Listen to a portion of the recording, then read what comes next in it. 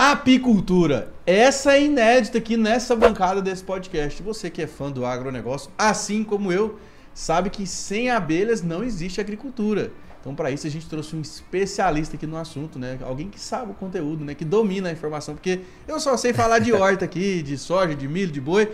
E vamos escutar hoje nosso grande amigo aqui para falar sobre apicultura. Então, esse episódio está imperdível, principalmente se você é fã também de apicultura, está procurando investir em novos negócios. Quem sabe esse podcast não vai te abrir um pouco a cabeça. Então, roda a vinheta! Bom dia, boa tarde, boa noite. Seja muito bem-vindo para mais um episódio do nosso querido podcast Agro 2. Aqui você sabe, a gente traz conhecimento e informação sobre o agro de maneira geral. A gente conversa de vários assuntos, né? Não só dentro do agro, mas também do desenvolvimento pessoal, porque a gente sabe que o profissional do agro, o produtor rural, né, é um ser humano completo que tem várias necessidades, né? Não só a parte técnica, mas também comportamental, psicológica e tudo que envolve ser um profissional de sucesso. Bom, mas deixa eu parar de enrolar aqui, de conversar fiado, prestigiar você que está aqui, que chegou cedo. Antes de começar esse podcast aqui, vai lá, segue nós no Instagram, @portalagro2, se inscreve aqui nesse canal, já deixa seu like pra gente comentar e pro algoritmo entender que você é fã do nosso conteúdo aqui e quer saber mais sobre o assunto. Bom, mas o nosso convidado, ele é engenheiro agrônomo formado na melhor universidade do Brasil, que você já sabe qual que é a Universidade Federal de Goiás, e ele é especialista em apicultura. Eu estou falando do Júlio Portes. Como é que você tá, Júlio? Bacana demais, tranquilo. Bom. Tamo aí. Você falou que a gente precisa se encontrar aí nos conteúdos, né? Mas na verdade a gente já trabalha junto, né? As minhas abelhas estão lá nas suas plantas intrinsecamente. Não tem como evitar isso, não. Perfeito. Primeiramente, Júlio, obrigado aí pelo seu tempo aí de poder parar um pouco na rotina aí. Sim. O cara só fica na estrada aí. Foi difícil conseguir uma vaga com ele aqui pra gente poder falar sobre esse assunto. Mas, Julião, cara, quando a gente fala de agronomia, né, de profissional engenheiro agrônomo e tudo mais, a gente só soja, milho, boi, ninguém fala de abelha, cara. Acho que isso é o único cara que eu conheço na vida que mexe com abelha. Inclusive nem os nossos professores falaram de abelhas, né? Não tivemos nenhuma disciplina relacionada, pouco, né? Nos congressos, quando a gente procurava sobre o tema, um ou outro, no congresso de entomologia que teve em Goiânia, que eu vi algumas empresas tocar no assunto, convidar, né? Mas nada muito sério, não. E negativas, né?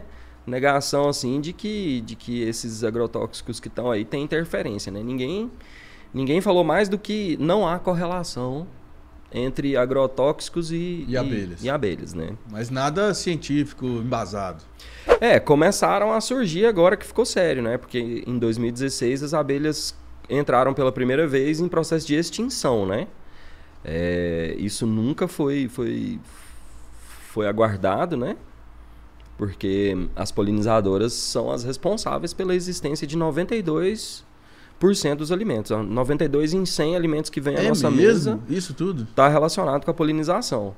Então, o próprio Einstein, né, lá nas antigas, lá antes de 1950, ele falou que na ausência delas, em 5 anos, a humanidade desapareceria. Mas eu já escutei pesquisador falar que é menos, né? Porque isso é muito sério. Um colapso na cadeia, né? Sem polinização. Nas minhas aulas, né, que eu sou instrutor de apicultura pelo Senar, eu pergunto se alguém já partiu um fruto, né? Eu te pergunto, você já partiu algum fruto que não tinha semente? Você lembra de algum assim? Que não tinha semente. É fácil, mas... Maracujá. Não, maracujá. Tomate. Mamão. Vários.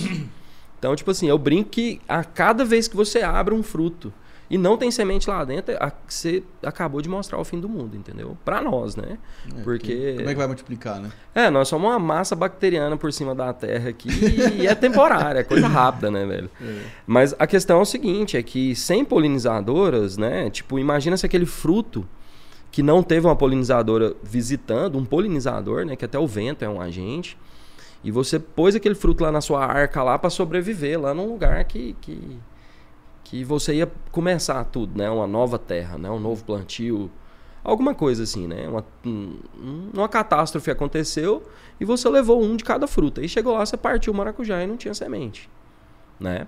A gente sabe que tem... Tá extinto o maracujá, nesse caso. Acabou, né? Acabou. E isso tem acontecido com maior taxa, com maior frequência, à medida que a gente percebe a requisição nossa para ir levar nossas colmeias lá para o cara polinizar. Por exemplo, melancia. Melancia é dependente de abelha totalmente, entendeu? Totalmente. Aqui na região do Vale do São Patrício, eu tenho vários alunos que deixaram da produção de mel para levar as colmeias dele para polinizar lá. Por quê? Porque senão o cara não tem melancia. Então quer dizer que tem um nicho de mercado que você consegue empregar as colmeias para potencializar a produtividade de culturas. Um nicho é uma coisa que é um alvo, né? Um mercado que a gente deseja, né? O cara encontrou um nicho, né? Tipo, o dono do iFood encontrou um nicho de mercado. E ele agregou duas coisas, né? Mas já é antigo. Já é antigo. Nos Estados Unidos, há muitos e muitos anos, as polinizadoras já são empregadas. Então, para nós, hoje está sendo visto, como você está falando, corretamente, um nicho de mercado, né? Então, eu, por exemplo, estou trabalhando com algumas pessoas para montar um aplicativo. Tipo um Uber mesmo, que junta produtores que dependem e apicultores que têm as colmeias. Mas me fala se é possível atender as demandas. Não dá nem para conversar. Não, antes da gente chegar nos números aí, Júlio, que você, eu já vi que você está bem embasado aí sobre o assunto, eu queria saber do profissional Júlio Portes mesmo, de onde que surgiu, cara, essa vontade de trabalhar com abelha? Por que você despertou para esse lado? Por que você não seguiu a manada? Foi trabalhar com soja? Você sabe, né? Você sabe que assim, 90% dos nossos colegas empregados, eles estão nesse mercado aí, né? Para começar. Commodity. Milho, soja, né? E boi. Mas o que acontece? Era uma visão minha, mas lá no meio do curso eu tive acesso a um assentamento em que eu comecei a fazer conta, que eu sempre gostei de conta. Durante a faculdade eu vivia olhando para uma coisa e outra e falando, não, vou comprar Tá até com a calculadora na mão aqui. Vou comprar esse carro aqui e vender por tanto. Era aquele negócio de trocar moeda mesmo, né? Então eu comecei a reparar que um amigo meu que meio que abandonou o barco da faculdade e foi para a apicultura, ele era da engenharia de alimentos. Ele começou a falar, Julião, é daqui que eu vou comprar minha caminhonete. Ele foi lá e comprou. E ele não tinha nada. Ele era quebrado igual eu. E eu comecei a pegar a mel dele e vender na faculdade. E eu ia pra lá trabalhar e ele me pagava em mel. Então, tipo assim, numa época que a diária era 80 conto para um ajudante mesmo, que nem eu era, ele me dava 2 quilos de mel que eu vendia a 60 cada. Ganhava 120. E aí ganhava, tipo, quase o dobro, né? Perfeito. E aí ele perguntava se eu queria em dinheiro. E eu não, eu quero em mel, porque eu ganho mais e eu vendo mel. Então ele foi esperto pra caramba, porque e é um ele produto criou de prateleira, vendedor. de tempo de prateleira, né? Então o que acontece? Você perguntou o que me levou pra lá, né? Primeiro foi não fazer o que todo mundo queria fazer, que era soja. O pessoal, os meninos lá, o Enda, os meninos respondem, não, eu me interesso por grandes culturas, né? Era a tiradinha, né? Porque quando a gente falava de outra coisa, o cara meio que dava essa como a resposta do primo rico, né? Do cara que ia ganhar bem, né? E aí, beleza, a gente até formou com essa crença mesmo. Mas na verdade acho que é porque o ambiente todo já meio que direciona, né, Júlio? Predisposto ao funcionário de revenda, ao piloto de picape estrada, né? De revenda ou de multinacional. De multinacional. É revenda, a mesma coisa, né? Não muda muita coisa. E a segunda coisa foi um evento que eu fui lá fazer uma captura. Na verdade, tirar o mel, que esse amigo meu era meio apicultor, meio destruidor, né? E aí a gente ia derrubar uma árvore, a gente levou as coisas, levou motosserra, levou as coisas. Pra mim, era pra chegar lá e ser num toco, né? Um pau podre que tava lá, um angico deitado no chão, não. E era pra derrubar uma aroeira de 130 anos. Nossa, tipo assim, doeu o coração. Não, eu falei, não é doer o coração não. Eu falei, não vai. Se essa árvore cair, eu vou denunciar todo mundo. Eu sei onde todo mundo mora e foi embora, entendeu? Então, tipo assim, eu falei, não, eu vou ser apicultor pra isso aí deixar de cair. Porque tem um impacto muito grande uma árvore num sistema, entendeu? Entendi. E é difícil de tornar isso aí palpável, né? Às vezes eu pego né? Eu pego aquele exemplo de Goiás Velho, né? A cada 8 anos, a cruz de Goiás Velho, o rio leva, né? Então, assim, a gente tem um ciclo que fecha em 8 anos, né? E a gente pensa em enchente. E enchente parece que não é tão grave, né? É um excesso de chuva, então a gente se prepare. Mas o problema é o acúmulo de chuva em pequenos intervalos, né? Por exemplo, a gente teve uma chuva de 160 milímetros aí em 40 minutos. Não tem calha de marginal Botafogo que suporta. Não tem nada que suporta, entendeu? Mas isso não é excesso de água. Isso é a água indo embora. É a água aumentando a velocidade no sistema. Entendeu? Então, a árvore é essa que encostou no braquiária e caiu no chão, ou bateu direto no chão. O quanto se fosse numa árvore, ela percolaria no solo, né? Ela ia descer lentamente, né? Isso, ia voltar pelo sistema de absorção da planta, né? Sim. Eu conheci nos Estados Unidos as fazendas d'água, né? Que são aquelas localidades onde os produtores são pagos para manter o bioma em pé. E isso fornece água, né? No caso é no estado de Nova York, né? Fornece água para as cidades. Por quê? Porque regulou a velocidade da água naquele sistema. Entendi. Então a apicultura, ela vem para ajudar o cara a manter aquela reserva, entendeu? Que ele fica de olho para limpar. Entendi. Porque o cara compra um terreno hoje falando assim, não, eu vou formar minha terra, não é? Vou abrir. Eu vou formar. Meu tio foi vender um terreno e falou, não, tem que formar aqui porque não vale nada desse jeito, entendeu? Entendi. É loucura, né? Eu acho. A gente falou no episódio anterior, cara, com um professor de geografia, e ele falou que um dos problemas ambientais no quesito desmatamento, que às vezes desconsiderado, é a especulação imobiliária. Porque, igual você falou, o terreno lá sem formar, às vezes tá lá com uma floresta, alguma coisa, não vale nada. Mas se o cara limpa, põe um pasto, passa uma cerca, aí já vale mais. Já tem benefício, né? Já tem benefício, já é diferente. Mas você percebe que na parte baixeira dessa propriedade, o córrego vai diminuir a quantidade Lógico, d'água? Você, como agrônomo mesmo, assim, na nossa experiência do dia a dia, porque todo goianiense tem o pé na roça, né? Todo tem. Você já percebeu que um lugar onde formou pasto, o córrego perto mingou? Sim, mas assim, acho que é bom acho que é bom deixar claro, não é que a gente está falando que o pecuarista é inimigo do agro, ou que a pastagem. São só o ponto de vista técnico mesmo, que dá para fazer tudo em harmonia, né? Só tem que ter planejamento, organização e o mais importante, né, Julião? Orientação do profissional que estudou para isso, né? Não fazer assim de maneira... Não, nós não somos inimigos da soja. Exatamente. De jeito nenhum. A soja é necessária, é a maior fonte de proteína que nós temos, né? O vegetal, melhoramento né? genético permitiu isso, mas o que acontece? A gente tem que fazer isso de modo consciente, por quê? Porque a própria soja vai deixar de existir. Se não manejar, não tem né? sustentabilidade, não adianta o meu lucro por hectare ser altíssimo, sendo que eu sequei o manancial da água. Eu passei em lugar agora, recentemente, não compensa citar, mas o cara estava desviando o córrego para uma área de captação para o pivô, porque a lagoa não enche mais. E provavelmente sem licença, sem nada. Né? Licença, cara. Agora tem que marcar horário pro IBAMA aí no produtor.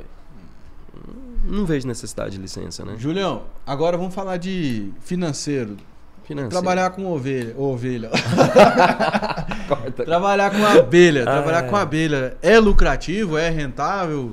Cara, me fala um pouco aí do retorno financeiro. Eu te pergunto, você prefere emprestar seu carro para quem já tem um carro e tá precisando, ou para quem ainda não conseguiu comprar?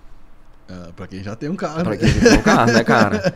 Porque se ele perder seu carro, ele ainda tá lutando para comprar o dele, né? É meio cruel essa situação aí, né? Olha para a Cicobi, olha para os bancos estatais aqui em volta do estado de Goiás, a própria CEAPA aqui, né? Tá fornecendo crédito de até 50 mil, assim, com um protocolo de Pronaf, né? Subsidiado. Para você começar subsidiado e com carência de 2 anos. Entendeu? Tem muitos bancos que estão financiando a apicultura. E banco empresta dinheiro para quem não tem condições de pagar. Nunca deu um bote errado. A taxa de pagamento do cara tem que ser altíssima para o banco oferecer, entendeu? E tá oferecendo. Eu recebo ligações de banco mesmo, oferecendo crédito nessa área, entendeu? Entendi. Então, tá lucrativo sim. O valor do quilo do mel já tá namorando R$100. E eu tô falando o quilo, tá? Porque 1 litro de mel não é 1 quilo, né? 1 litro de mel é 1,4 kg. Bom você pontuar isso aí, né? Porque por causa da densidade, né? Diferente. Isso, demais. É 40% mais pesado que a água. E voltando aqui, o próprio mapa recomenda que seja vendido no quilo, né? Entendi. No quilo que tem que ser. Na balança mesmo. No quilo. Você vai declarar lá 280 ml.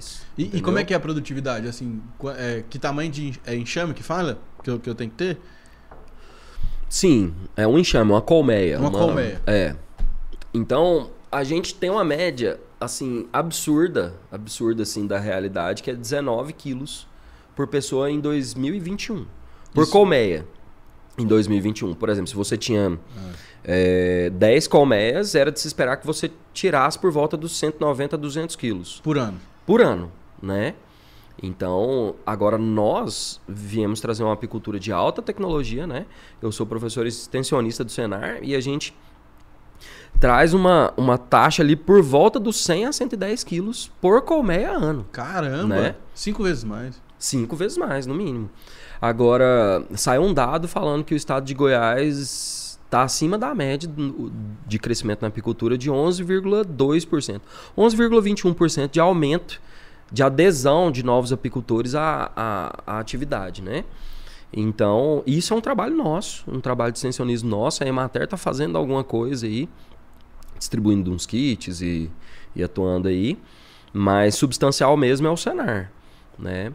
Então, a nossa taxa de produção por colmeia subiu ali para próximo dos 30 quilos, que melhora bastante, né? Nos 30 quilos. Isso mais de 50% aí de aumento. 30 quilos vezes R$100, nós estamos falando de R$3.000. Vezes quanto? R$100. Tá, não. Vamos colocar o valor médio, né? Uma coisa é o que a gente almeja, mas outra coisa é o que está sendo praticado. O quilo do mel tá por volta de 50 a 60 reais, que é ótimo. Entendi. É ótimo. Até ser atravessador de mel compensa. Uhum. Eu, por exemplo, eu não dou conta de atender todos os meus clientes. Claro. A minha produção, ainda mais agora que eu tô me dedicando exclusivamente à pós e ao Senar, não dá, né? Agora, eu preciso de comprar mel de outros produtores para atender você, cliente, que tem demanda e continua. Então, eu tenho uma carta de clientes que estão aí esperando mel e eu tô devendo mel. E todo produtor de mel eu já compro ele aqui. Vou deixar o Instagram dele aqui, você vai lá e manda mensagem. Ei, Julião, então 30 quilos por colmeia por ano. Isso é uma média. Isso né? É uma média. Perfeito. Vezes R$50, R$1.500 de faturamento por colmeia. Isso. E aí, qual que é o custo para manter uma colmeia dessa? Como é que é dividida a despesa disso aí? Olha, bem simples, né? A gente tem as manutenções, né? E o resto começa a ciclar por si mesmo. Porque o mais caro do investimento na apicultura é a própria colmeia. Colmeia padrão Langstroth, que é uma colmeia universal. Padrão Langstroth? Isso. Essa colmeia existe desde 1854. O cara demorou 34 anos para chegar nela. E desde então não se encontrou nada melhor. Tem uma tal de Flow Hive. Tem umas aí que o cara não precisa nem de roupão para ir lá na colmeia, que ele coloca uma alavanquinha e tira o mel, mas ela é mais para uma família, né? Um consumo doméstico. Para baixa produção, e ela requer uma manutenção que a gente desconhece ainda e não é produtiva o quanto. E essa Langstroth ele compra pronto isso? Pronto. A estrutura de madeira? É padrão. Se você chegar lá na Austrália e falar assim, eu quero uma colmeia padrão para Apis mellifera, que é a abelha que o pessoal chama de Europa, né? Europa, que nem nossos colegas falam, né? É essa colmeia no mundo inteiro. Daqui até na China é a mesma coisa. Uhum. E que custa uma dessa, mais ou menos? Por volta dos R$300. Só isso? Menos. Se você comprar em maior quantidade, procurar um fornecedor aí, como tem muitos em São Paulo, Minas, no Sul, até aqui mesmo, você vai encontrar um valor médio de R$220 por colmeia. Beleza, eu tô fazendo as contas aqui. Aí eu, agora, depois que eu tenho a estrutura, agora eu tenho que ter as abelhas. Sim. Aí como é que eu começo a montar esse enxame de abelha? Há duas formas, assim, de se adquirir abelhas, né? 2, 3, né? Uma delas é comprando, né? Você compra de um apicultor. Vai lá e fala assim, não, me traz um enxame e põe aqui na minha caixa. É um investimento. Uhum. E vale a pena. Você vai pagar ali por volta dos R$300 a R$400 num enxame. Digamos assim. Mais 300 se o apicultor for bem careiro, né? Agora, se ele fosse uma amiga, ele vai pôr um enxame lá, ou ele vai cobrar uns R$100, que é uma taxa. Só a despesa do transporte. Aí o que tem lá? Dentro da colmeia tem cera. Cera é cotada em dólar, né? É um dos produtos da abelha, que inclusive dá mais dinheiro que mel, é a cera. Então você vai gastar aproximadamente por caixa R$100, que é 1 quilo de cera que você vai colocar nela para ter 2 melgueiras, digamos assim, até para alcançar esse nível de produção que eu te falei, né? Então você precisa estruturar com caixa, cera, arame que você passa lá dentro, que você pode comprar pronto assim, E a abelha, colocar o enxame lá e ele vai produzir. E detalhe, ele não é igual ao animal que você precisa de ficar monitorando Colocar constantemente, botar o sal mineral, né? Eu que o diga, né? Isso é canseira, né? Sal mineral acabou lá em Minas, lá tem que mandar dinheiro pra lá. Então o que acontece? Inclusive vai mal quem tá criando gado, né, cara? Não é época boa, tá muito complicado. Então eu tô atendendo a esse perfil aí que vem do leite e do corte, querendo uma atividade paralela. E aí quando a gente faz as contas para ele percebe que ele com investimento irrisório, ele dobra mais de uma vez em um ano que ele investiu, entendeu? Entendi. Então ali, vamos dizer lá que o custo médio por colmeia, para iniciar na atividade, vai estar por volta dos R$500, jogando bem alto aí. Né? Lá prontinho, lá dentro funcionando. Mas só que precisa do seguinte, você precisa de comprar roupão, você precisa de comprar fumegador, você precisa de comprar formal, é tudo coisinha simples assim. Ferramentinha. Tá. EPI e manejo, né? Que você vai ter. No caso, investir num curso, uma consultoria, né? De quem entende do assunto. O curso tem gratuito aí para todo lado aí. Nós temos um colega aí da CIA da Abelha, né? Que ele tá ocupando um espaço vazio, né, até então, e que esse espaço tá sendo preenchido aí com críticas ou não, mas está sendo feito um trabalho muito importante. Aí depois desse lugar o pessoal vem nos procurar. A gente quer um curso, porque eu fiz o curso com fulano de tal, e eu tô precisando de mais alguma coisa, e a gente vai lá e profissionaliza o cara. Porque o que eu faço é FPR, né, Formação Profissional Rural. Então é muito bacana, assim, sabe? Tipo, entendi. Eu retorno um ano depois e tem um produtor lá que não sabia o que era abelha, não sabia diferenciar, e tá produzindo 1,5 toneladas, 2,5 toneladas, sabe? E não é perecível, né, Júlio? Não perde, né? Cara, se é armazenado adequadamente, ele nunca perde. Tem potes de mel aí das minas do Rei Salomão, com 3.000 anos. Não, e tem muita... E com cogumelo, daquele que deixa doidão dentro, entendeu? Psilocybes cubensis, né? Galera aí. Mas tá tendo também ter muito mel falso, né? No mercado, né? É porque é o seguinte, veja só, você tem um mercado carente, né? Do produto, a demanda altíssima, né? O estado de Goiás, ele não produz o suficiente para atender a população daqui. O Brasil não produz o suficiente para cá. E o mundo tá carente de mel. Então, ou seja, poucos lugares que atendem a própria demanda. É pouco. Todo tanto que produzir é pouco. E nós temos uma florada muito especial aqui no Cerrado, né? Que é o cipó-uva, né? O cipó-uva foi em 2 congressos internacionais considerado o mel mais saboroso do mundo. Eu devia até ter trazido para ti, cara. Opa. Mas e aí, Julião? Então tá. Então eu investi lá 600, 700 reais na estrutura de colmeia, mais o EPI. Vamos botar aí R$1.000. Quer que eu faça a listinha rapidinho? Pode fazer, ué. Então assim, ó. Colmeia, cera, né? A colmeia tem que vir com 2 melgueiras. Certo. Mentalizou aquela colmeia azul lá do apicultor que passa na televisão? O que é melgueira? É onde vai o mel. Onde vai o mel? A colmeia. A colmeia. Você lembra daquela imagem azul, aquela caixa assim? E o cara jogando a fumaça? É aquilo lá. Ela tem uma caixa assim que chama caixa de cria ou ninho. E aí ela tem as melgueiras, que são os compartimentos onde a gente pega só mel. Que fica o favo. Porque nós não somos produtores de mel, nós somos assaltantes de mel. Né? Produtores de mel são as abelhas. Então o que a gente faz? A gente, como bons produtores, a gente vai ter uma colmeia que tem uma área de cria muito grande. Entendeu? Porque quanto mais funcionários, ou seja, operários eu tiver, maior a minha produção.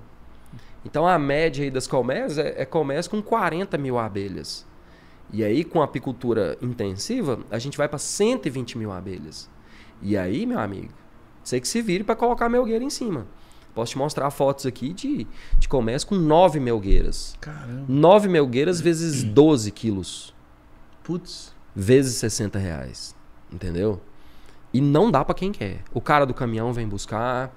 Você pode invasar e vender um por um. Ninguém dá conta de atender o que produz, entendeu? Nós temos produtores aí, que nem o Rafinha lá de Arizona, que ele tem mais de 1.000 colmeias. Pergunta se ele dá conta de atender a demanda. É mesmo? Vou produzir também, então. Cara, é com conta de padaria. Então vamos na listinha. Colmeia com 2 melgueiras. A cera, a melgueira. A cera, o arame, né, que é coisa barata. O fumegador, 2 roupões, porque a apicultura não se pratica sós, vale falar isso. tá? Apicultor que for trabalhar sozinho, ele não chega nem na portaria. Nem no mataburro, né? Que é melhor falar, né? Nem no cochete. Porque tem risco de vida, né? Tem gente que tem alergia, né? Animal peçonhento, tem o próprio excesso de calor, que é um dos problemas, né? Da apicultura, né? No caso do roupão, né? O roupão ali chega a medir 45 a 50 graus, tá? Então, a vasodilatação, né? Então, o coração do cara, se não estiver bem, pode bater. Pode bater, dá uma sentida. Então, o que mais que falta aí? Falta bota, luva. Então, tipo, para um investimento inicial de 5 colmeias mais o kit, você vai gastar mais ou menos R$ 3.500. Uhum. Uma produção média, pode fazer continha? Opa! Vamos lá. Acho que isso aqui até dá para fazer, mas vamos lá. 5 colmeias. 5 colmeias. E aí, vamos lá. Eu tenho que te fazer uma pergunta que é até uma enquete. A rocha. Que época que se colhe mel aqui? Quando você ouviu falar de alguém que foi colher mel, que época que essa pessoa colheu? Cara, não tem nem noção. Vocês sabem, hein? Não. Setembro. Setembro. Todo mundo fala setembro. Ah. Desde o cara que tira mel lá no mato, vai lá e chega com mel para espremer na mão, que é uma sujeira só, depredou, matou, até o apicultor médio, né? Profissional. Mas a gente tem 3 floradas, ou seja, no mínimo 3 colheitas bem definidas no cerrado. Uhum. Então ali, entre janeiro e fevereiro, a gente tem aproximadamente uns 20 quilos para colher de cada colmeia. Certo. Tá? Eu falei de um valor X já definido, que eu tô cansado de fazer essa conta, de R$ 3.500 para 5 colmeias mais o kit, né? 20 quilos vezes 5. 20 quilos vezes 5, 100 quilos. 100 quilos. Né? Quando for ali de junho para julho, ele vai colher o mesmo tanto. Vamos dizer que ele ficou engessado ali naquela caixa e não quis comprar mais melgueira, não. Então, independente se ele produzir mais, ele vai produzir mais 20 quilos por colmeia, né? Uhum. Agora, a safra mesmo do mel é entre agosto e outubro, que é a safra do cipó-uva, que é uma florada de um mel que a Europa deseja demais. É um mel que você pode cobrar mais caro, que até quem não gosta de mel vai querer. E aí a qualidade do mel é medida em Brix? Cara, não. O teor de açúcar não é relevante, não, tá? A qualidade do mel é uma coisa que está em estudo, né? Uhum. Então a gente tem mel de aroeira, mel de açapeixe, mel do cipó-uva e tal. Vamos terminar essa conta. Vamos. Então quando for ali na safra, vamos dizer que você ainda está engessado nas 2 melgueiras e a gente colheu quanto nessas 3? Foi 20 na primeira, 200 quilos. 20 na segunda. 20 na segunda. E nessa terceira daria para você colocar, por caixa ali, daria para você colocar 5 melgueiras, mas você continuou com as 2 ali, né? Uhum. Então, digamos que você conseguiu 60 quilos por colmeia. 60 vezes 5, 300, né? 300 quilos. 300 quilos. 300 quilos dividido por 1,4, né? Vai dar 214 garrafas de litro. Ah, tá. Por causa da densidade. Porque aqui a gente tava falando em quilos, mas aí o cara tá iniciando na atividade, ele vai vendendo litro, porque todo mundo vende, ele não tem noção disso ainda. Então, 214, vamos colocar 210. 210 litros. Vezes... O litro tem que estar custando 80 conto, tá? Tipo, se você... Põe 50 conto pra fazer um... Cara, 50 conto é o preço da época da faculdade. Tem 10 anos já. Então tá. Então põe. Mas vamos fazer de 50? Vezes 50. R$10.500. Que você investiu para iniciar 3.600. Isso em um ano. Isso caro. Isso no primeiro ano. No primeiro ano. Então aqui, ó, menos 3.500... 7 conto. Dividido então, por tipo 12. assim, eu quero saber que boi que faz isso, entendeu? Que leite que faz isso. Faz aí, dividido por... deu quanto? Dividido por 12. 6.500, né? Não, deu 7 mil redondo. Dividido por 12. R$583 por mês que cada colmeia te rendeu. Sendo que com R$500 você monta uma caixa. Entendi. Entendeu? É muito lucrativo, isso. É lucrativo. 50% ao ano. E é paralelo, cara. É paralelo, não é a sua atividade principal. Exatamente. E quando a gente fala disso, a gente tem que relacionar o principal fator de produção, né? Que é a mão de obra. Não é nem a abelha, não. Tá? A abelha é fácil. A abelha, a gente no curso nosso, a gente ensina a fazer captura passiva. Você vai montar uma caixinha lá e a abelha vai entrar lá, se o seu problema for adquirir a abelha. Entendeu?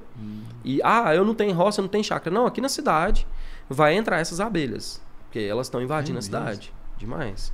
Mas aí, assim, eu já ouvi falar a história, não sei se é verdade ou mito, que aí você tem que comprar a rainha, que essa rainha é uma nota, ou não tem isso? Não. Aquele enxame que chega na casa da sua tia lá e tem que chamar os bombeiros pra ir lá resgatar, tem uma rainha boa lá. Entendeu? Assim, os estudos comprovam que tá mais pra vaidade esse negócio de comprar rainha, entendeu? Eu quero uma italiana pura. Entendi. Tá? A correlação de produção de uma e de outra é a mesma, não muda nada. Não é significativa. Não é suficiente para falar que aquela rainha comprada é melhor. E não é. Não é. Caramba. Cara, diferente, hein? Nunca tinha parado para analisar esse business aí. E Julião, quais são os tipos de abelha assim que tem? Que eu vi que você falou, tem a Europa, a Uruçu.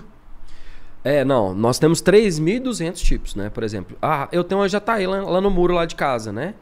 Mas tem mais de uma jataí, por exemplo. As principais aqui são a trigona angústula e a trigona friebige, né? Que são importantíssimas aí no nicho ecológico. E elas produzem mel. Tem conhecido aqui dentro de Goiânia, dentro da cidade, que tem 50 colmeiazinhas. No meio da cidade, não é nem área periférica não, entendeu? Entendi. E tem um valor aquilo. Você vê que você tá comprando um potinho desse tamanhozinho aí de 300 conto. Oxe. 1 litro de mel de jataí, por exemplo, se o cara te oferecer por menos de R$500, nem é... Não tem nada a ver com... Não acredito não que é falso. Não, uma garrafa dessa aí tem que ser vendida aí por volta dos R$1.200. Ô, louco. Porque tira na seringa, né? Então é um público, assim, bem classe A que compra. É um público-alvo definido. Por exemplo... quando eu vendia mel de jataí, que eu pegava de parceiros para vender, eu vendia 30 ml a R$50. Para pensar o valor que é 30 isso. 30 ml? Uma dose. É usado para epterígio, para catarata. O óleo o mel de jataí. É mesmo? Pinga no olho? É no olho e arde pra caramba. Pirei. E assim, sob orientação médica. Entendeu? É muito conhecido isso aí. Muito conhecido. Legal. Não sou eu não sou da área, eu não posso declarar esse tipo de coisa, né? É ilegal eu falar isso. Mas o que eu mais tenho é cliente procurando isso por recomendação do médico para epterígio, catarata, essas coisas assim, doenças oculares mesmo. Que legal. Sabe? Julião, e aqui em Goiás, como é que é esse mercado aí? Tem muito espaço? Tem oportunidade? Não tem? Assim, como é que é o profissional que trabalha com isso? É mais produtor rural? É mais profissional que às vezes faz a revenda através do produto? Como é que é? Nós estamos falando de apicultura, certo? Certo. Esse perfil aí tá variado agora. Tá variado por quê? Porque na pandemia houve uma migração gigante que o IBGE vai calçar o que eu tô falando aqui agora, porque tá tendo censo depois de 12 anos, né? Por exemplo, Alto Paraíso dobrou a população. Só que lá é um lugar diferente. Para mim é muito especial para apicultura. Mas assim... Eu tô tendo funcionário público, mas predominantemente o produtor rural, o cara que mora lá, o agricultor familiar. Igual você falou, às vezes é até uma fonte de renda extra, né?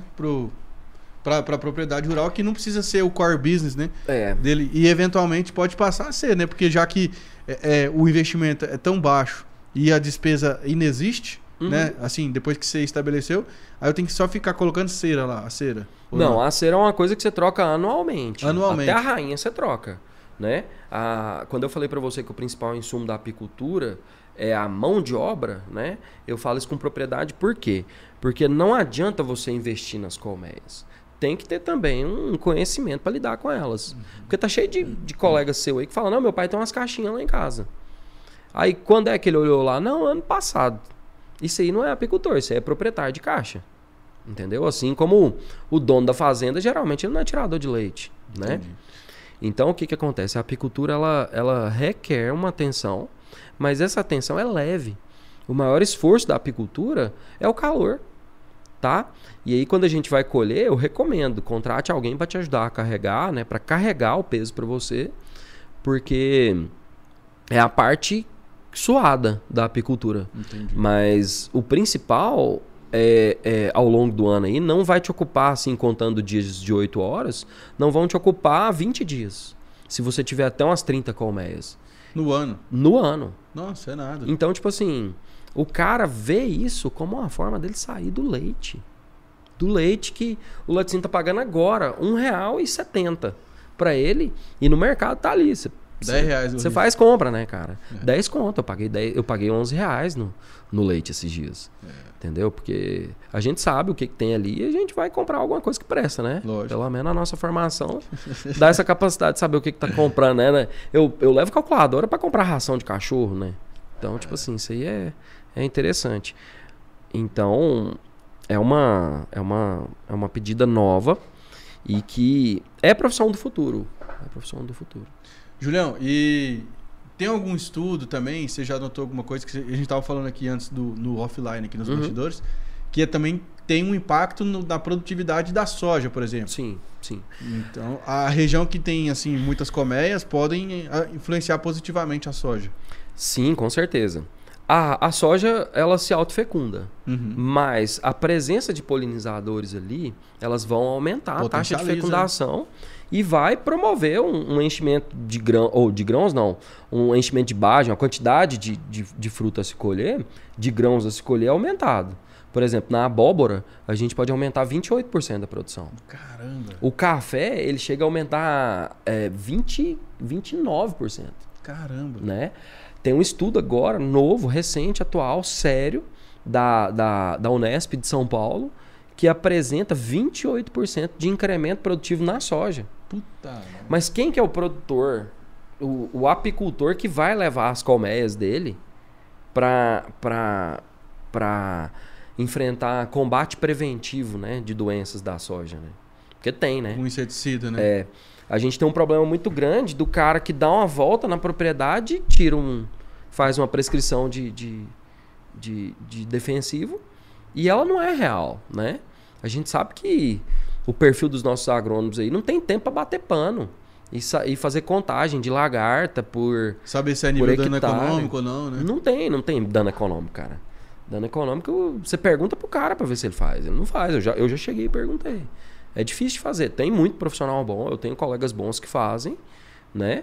Mas a esmagadora maioria não faz. Então, é consciente isso aí? Mas eu tenho comércio próximo da soja. Com essa intenção, inclusive. Mas eu tenho que ter um canal direto de comunicação com esse cara.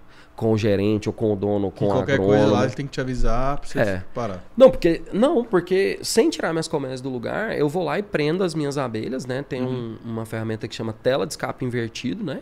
Que ela recolhe em até 2 horas todas as abelhas dessa colmeia aqui. Ô, louco. Que estão no ambiente. Um toque de recolher lá que ela volta. Não, eu coloco uma tela que, na verdade, ela é uma estrutura física mesmo. Você sabe o que é um jiqui de peixe? Não. Ele é uma estrutura assim, ó, é meio que um funil com várias pontas. E o peixe consegue entrar para ir comer a ração, mas aquelas pontas não deixam ele sair. Imaginei que seria algo nesse sentido. Mas a entrada tá lá, direitinho. Entendi. Então, essa tela permite eu tornar reclusas as minhas abelhas no tempo que eu quiser. Mas aí tem uma questão, né? Essas abelhas ficam estressadas ali dentro. Mas é melhor do que elas se contaminarem. E morrerem. Porque uma abelha, quando chega, ela é limpa pelas outras abelhas. Ah, é? Tem as faxineiras, né? Tem uma escala hierárquica. Né? Tem uma escala hierárquica dentro, assim, que é... É um bicho social total, né? Total. Aí tem as operárias, as faxineiras, tem aí a rainha. A colmeia se divide entre operária, a rainha, né? Rainha primeiro, depois as operárias e depois o zangão, né? Zangão ou reprodutor? Zangão, é só isso que ele serve mesmo, ele não faz touro. mais nada. O resto é gasto, né? Porque ele se alimenta, né? Ele é grandão, ele come bastante. E as operárias que realizam o trabalho de faxineira, cozinheira ou nutriz, né? Engenheira, guarda e campeira, né? Deixa eu ver se eu esqueci alguma coisa.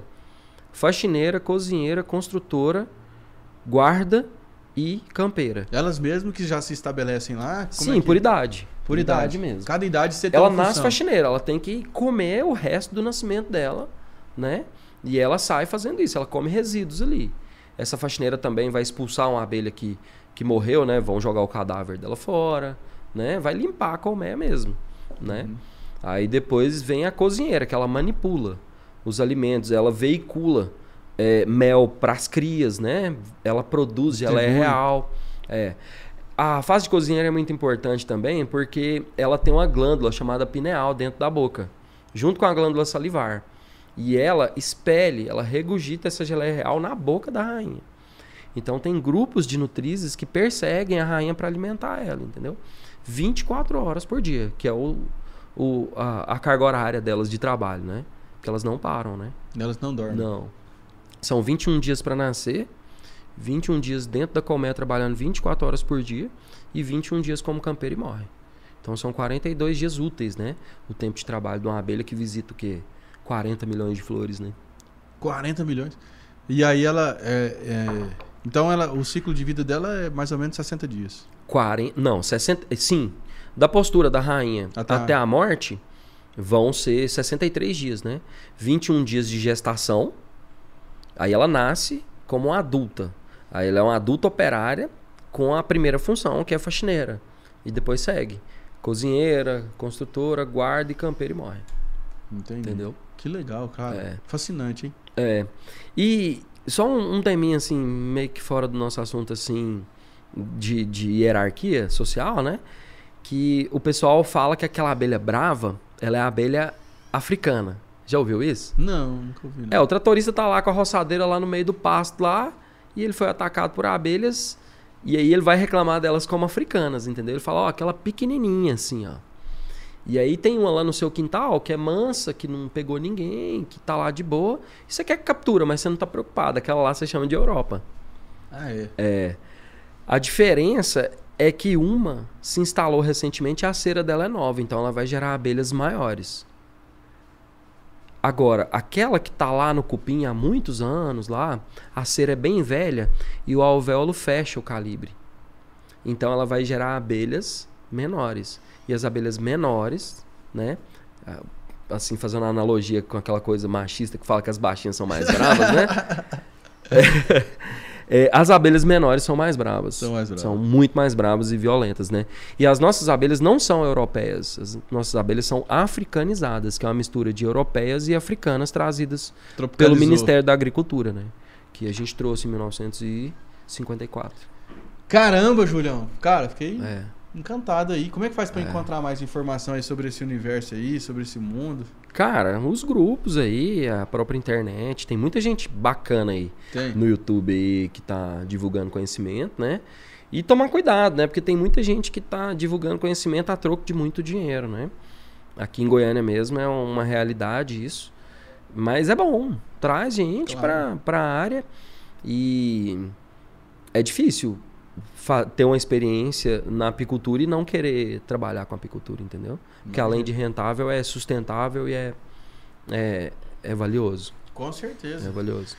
Julião, tem algum assunto que ficou pendente aqui que você gostaria de falar que a gente não falou? Cara, tem milhares de assuntos, né? Tem muita coisa na apicultura que é muito extensa, né? Eu tenho 12 anos, assim, de apicultor mesmo. Uhum. E eu vejo que tem roda de conversa aí que eu fico assim, que tá rolando? Mas assim, a apicultura, ela é a única estratégia de preservação que resta para o cerrado que praticamente desapareceu. Então, nós somos um bioma exótico que precisa da apicultura mesmo e do fomento dela para continuar existindo. Por quê? Porque paga. E não tem essa de, vou plantar orgânica ali porque eu quero fazer umas coisas saudáveis aí, porque a sociedade precisa. Ninguém faz isso. O cara vai plantar orgânico, por quê? Porque ele quer comer bem e ele quer ganhar dinheiro.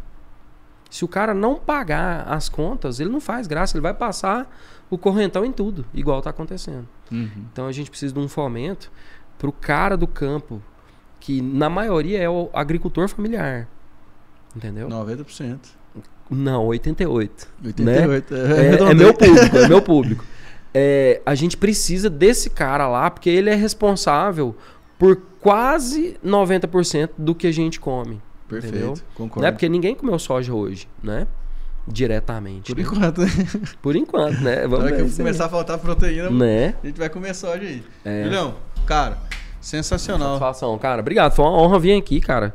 E é muito bom te ver aí, cara, fazendo sucesso aí. Valeu, né? Tamo junto. Eu também acompanho seu trabalho. Você vê sempre lá. o Geraldo também? É meu sócio, pô. Eu sei, mas vocês estão juntos aí sempre, Todo né? dia. Não, tá, manda um abraço pra ele, eu admiro muito ele, vocês também que correram atrás, e é isso aí, cara. Vamos pra cima. A gente tem que diversificar e correr atrás mesmo. Pois é, ué, vamos Né? fazer um curso desse seu em versão digital, lançar isso aí na internet, ó. Uai, cara, eu posso fazer isso. Mas como? Com e-book? Com essas coisas assim? E-book, videoaula. Demais. Mas esse é assunto pro Cara, offline, deixa e a comigo. demanda eu vou te falar assim como instrutor da área, professor mesmo assim, a demanda é infinita, velho. Eu sei. A demanda é infinita. Esse ano aí, ó, eu já fiquei 4 semanas sem vir em casa, cara. Olha aí. Muita coisa. Mas é bom. Julião, seu Instagram, pra moçada te seguir. Não, pera aí, não acabou ainda Portes não. Agrônomo. Portes Agrônomo. @ Portes Agrônomo. Acho que tem um pontinho no meio lá, mas qualquer um Pode que mandar um digitar direct sai. pra você lá, você responde. Pode mandar na hora. Às vezes demora, né? Porque... Tá no trecho?